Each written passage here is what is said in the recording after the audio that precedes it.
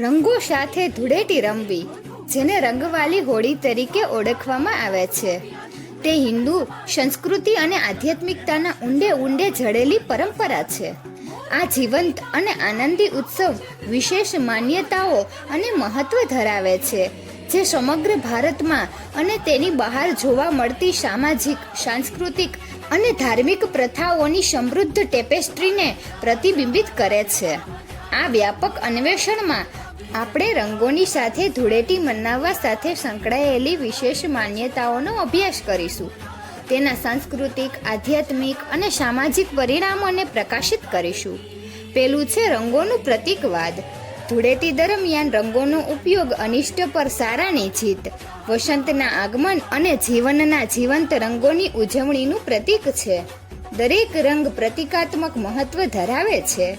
લાલ રંગ પ્રેમનું પ્રતીક દર્શાવે છે. પીળો રંગ જ્ઞાન, સમૃદ્ધિ અને સુખનું પ્રતીક છે. લીલો રંગ વૃદ્ધિ, નવી શરૂઆત અને લાગણી દર્શાવે છે.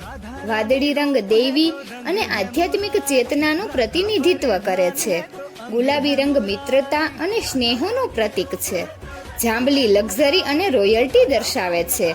રંગો સાથે રમવું મન, શરીર અને આત્માને શુદ્ધ કરે છે અને સમુદાયો વચ્ચે એકતા, સંવાદિતા અને આનંદને પ્રોત્સાહન આપે છે તેવું માનવામાં આવે છે.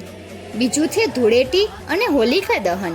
ધૂળેટી પહેલા હોલિકા દહન આવે છે, જે દુર્ગુણ પર સગુણની જીતનું પ્રતીક છે.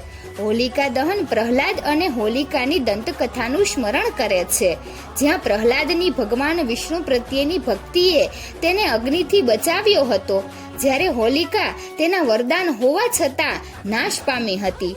હોલિકા દહનનો બોનફાયર નકારાત્મકતા, અજ્ઞાન અને અહંકારને બાળીને નવી શરૂઆત અને આધ્યાત્મિક જ્ઞાનનો માર્ગ મોકળો કરે છે. ત્રીજું છે સામાજિક બંધન અને એકતા. રંગો સાથે ધૂળેટી રમવી તમામ ઉંમર, જાતિ અને પૃષ્ઠભૂમિના લોકોમાં સામાજિક બંધન, એકતા અને સૌહાર્દ વધે છે. તે વર્ગ અને દરજ્જાના અવરોધોને પાર કરે છે. સમુદાયોને આનંદ, હાસ્ય અને ઉજવણીની ભાવનામાં એક સાથે લાવે છે. આ ક્ષમા, સમાધાન અને સંબંધોને મજબૂત કરવા માટેનો સમય છે, કારણ કે લોકો એકબીજાને રંગોથી ગંધ કરે છે અને શુભેચ્છાઓ અને મીઠાઈઓની આપ-લે કરે છે. ચોથું છે સાંસ્કૃતિક અભિવ્યક્તિ અને સર્જનાત્મકતા. રંગોળી સાથેની ધૂળેટી એ સર્જનાત્મકતા અને સાંસ્કૃતિક અભિવ્યક્તિની ઉજવણી છે, જ્યાં લોકો વાઇબ્રન્ટ રંગો, જટિલ ડિઝાઇન્સ અને વિસ્તૃત રંગોળી પેટર્ન દ્વારા તેમની કલાત્મક પ્રતિભાને બહાર કાઢે છે. તે સ્વ અભિવ્યક્તિ અને કલાત્મક નવીનતા માટે એક પ્લેટફોર્મ પૂરું પાડે છે, કારણ કે શેરીઓ અને ઘરો રંગબેરંગી શણગાર, રંગોળીઓ અને ઉત્સવના પોશાક સાથે જીવંત બને છે. પાંચમું છે આધ્યાત્મિક મહત્વ. રંગોની સાથે ધૂળેટી ઉજવવાનું ગહન આધ્યાત્મિક મહત્વ ધરાવે છે, જે વૃંદાવનમાં ભગવાન કૃષ્ણ અને રાધાના દિવ્ય રમત લીલાનું પ્રતિનિધિત્વ કરે છે. કૃષ્ણ અને ગોપીઓ વચ્ચે રંગોની રમતિયાળ વિનિમય આત્માના પરમાત્મા સાથેના ઉત્સાહી જોડાણનું પ્રતીક છે, જ્યાં પ્રેમ ભૌતિક સીમાઓને પાર કરે છે અને દૈવી ચેતના સાથે ભળી જાય છે. છઠ્ઠું છે પર્યાવરણીય સભાનતા. તાજેતરના વર્ષોમાં હળદર, ફૂલો અને જડીબુટ્ટીઓ જેવા કુદરતી ઘટકોમાંથી બનાવેલા પર્યાવરણને અનુકૂળ રંગો સાથે ધૂળેટીની ઉજવણી પર ભાર મૂકવામાં આવ્યો છે. પર્યાવરણીય સભાનતા તરફનું આ પરિવર્તન પ્રકૃતિ અને ટકાઉ જીવન પ્રણાલી માટે ઊંડી પ્રસન્નતાને પ્રતિબિંબિત કરે છે, જે ભવિષ્યની પેઢીઓ માટે પર્યાવરણની જાળવણીને સુનિશ્ચિત કરે છે. સાતમું છે આપવા અને વહેંચવાનો આનંદ.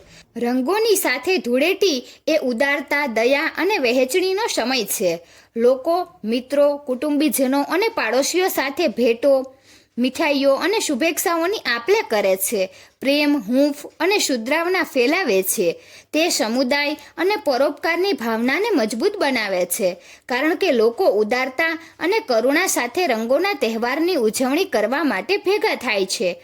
ટૂંકમાં રંગોની સાથે ધૂળેટી રમવી એ ઉત્સવની ઉજવણી કરતાં વધુ છે.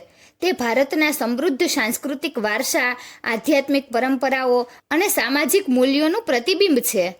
તે આનંદ, એકતા અને સર્જનાત્મકતાની ભાવનાને મૂર્ત બનાવે છે, જે વિવિધ પૃષ્ઠભૂમિના લોકોમાં સંબંધ અને સહાનુભૂતિની ભાવનાને ઉત્તેજન આપે છે.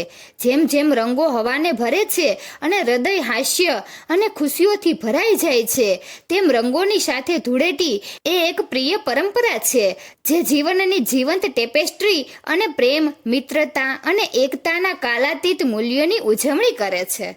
તો મિત્રો, તમને આ વિડીયો કેવો લાગ્યો જરૂરથી કમેન્ટ કરજો. જો સારો લાગ્યો હોય તો વિડીયોને લાઇક અને શેર કરજો અને અમારી ચેનલને જરૂરથી સબસ્ક્રાઈબ કરજો.